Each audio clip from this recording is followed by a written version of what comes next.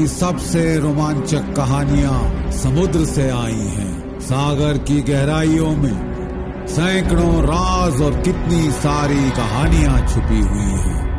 इन गहराइयों में इंसानी साहस के कितने किस्से समाये हुए हैं। खोज की यात्राओं, हार और जीत, युद्ध और बलिदान।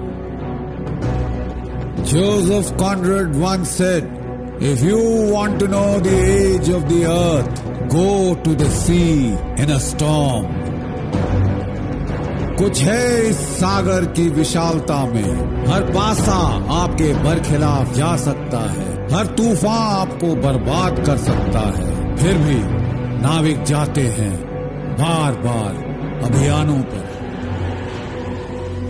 ये ऐसे ही अभियान की कहानी है। एक ऐसा अभियान जिसके बरखिलाफ सारे पासे उल्टे पड़े हुए थे। अनुभवी नाविकों ने तो इसे कह दिया था मिशन इम्पॉसिबल। ये कहानी है किलर स्क्वाड्रन की।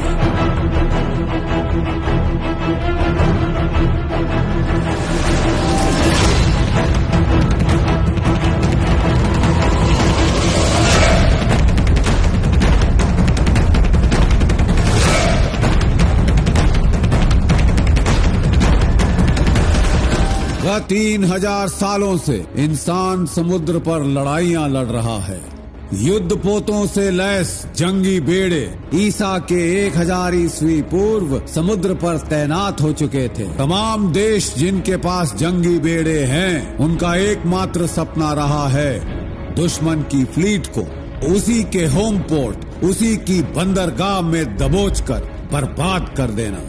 शीत युद्ध के दौरान अमेरिका के नेवी सेक्रेटरी जॉन लेहमान ने कई बार सोवियत मुर्मांस्क नौसैनिक अड्डे पर चढ़ाई कर उसके जंगी बेड़े को वहीं पर बर्बाद करने के प्लान बनाए थे। सौभाग्यवश ये प्लान महज कागजों पर सिमट कर रह गया।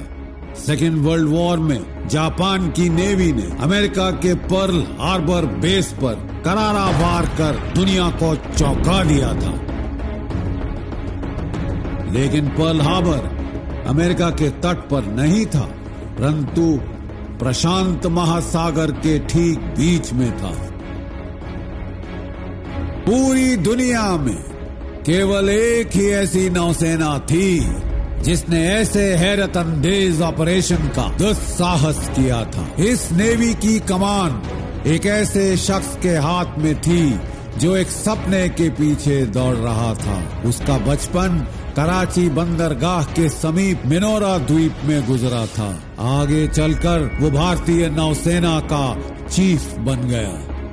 तभी से एडमिरल नंदा को धुन सवार हो गई थी। वो अगले युद्ध में कराची पर पलटवार कर 1965 में द्वारका के हमले का करारा जवाब देंगे।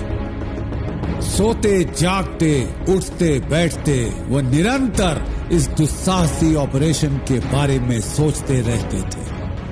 Senior officers opined that such an operation could end in disaster, as a naval force venturing so close to an enemy shore would be effectively neutralized. लेकिन एडमिरल नंदा अपनी जिद पर कायम रहे। उन्हें पूर्ण विश्वास था कि अगली जंग में भारतीय नौसेना कराची पर हमला कर सकती थी। एक और दूरदर्शी एडमिरल था। लोग इस महान एडमिरल को सोवियत नौसेना का पितामह कहते थे। उन्होंने जीरो से सोवियत नौसेना को दुनिया के सबसे शक्तिशाली जंगी बेड़ों में से एक बनाया था। उन दिनों एडमिरल गोर्शकोव को एक चिंता खाए जा रही थी। एलाइड सैनिकों से भरी हजारों एम्फीबियस लैंडिंग क्राफ्ट्स ने इतिहास का सबसे बड़ा हमला पश्चिम यूरोप में किया था। क्या अगले युद्ध में अमेरिकी नौसेना सोवियत संघ के तट पर भीषण एम्फीबियस हमला कर सकती थी, ठीक जैसा उसने सेकेंड वर्ल्ड वॉर में फ्रांस के तट पर किया था? I have been thinking about it deeply. There could be an answer to naval invasion force.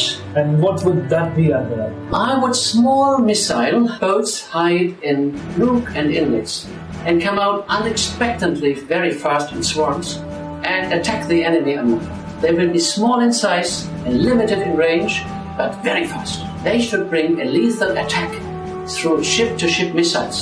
That would be our answer.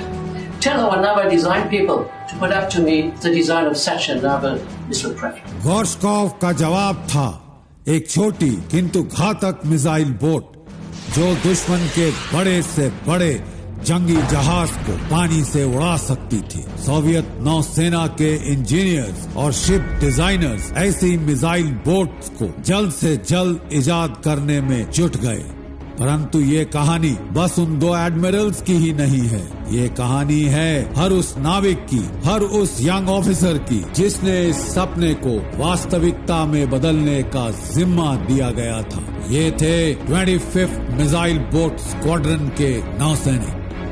सन 1968 में भारतीय नौसेना ने सोवियत यूनियन से ये घातक ओसा मिसाइल बोट्स खरीदने का फैसला किया था।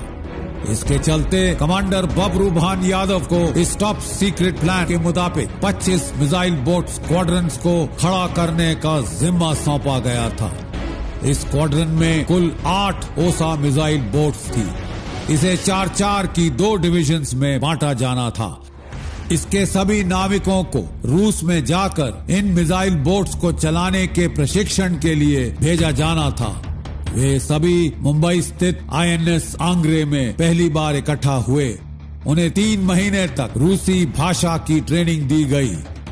अगस्त 1969 में एयर इंडिया के 2 जहाज चार्टर किए गए मुंबई और दिल्ली से। उनमें हमारे 70 नौसेना के अफसर और 230 नाविक बिठाकर मॉस्को ले जाए गए। मॉस्को उतरते ही उनके लिए एक 8 इंजन का बड़ा भारी ट्रांसपोर्ट एयरक्राफ्ट इंतजार कर रहा था।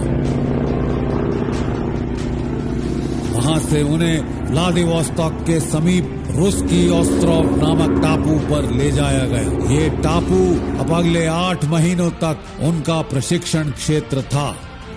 रुस्की ऑस्ट्रोव पहुंचते ही उन्हें ज्ञात हुआ कि कोई भी रूसी अफसर वहां अंग्रेजी में बात नहीं करता था। तमाम उनके ship manuals, training manuals, technical manuals सब रूसी भाषा में थे। आते साथ ही चुनौतियां शुरू हो चुकी थी। नवंबर 1969 में उनकी तकनीकी ट्रेनिंग शुरू हुई। पहली बार हमारे नाविकों को रूसी ओसा मिसाइल बोट का साक्षात्कार हुआ जिस पर उन्हें अपनी ट्रेनिंग करनी थी। ये मिसाइल बोट्स ही इस कहानी की प्रमुख पात्र हैं। रूसी भाषा में ओसा का मतलब है वास्प, जहरीली ततैया।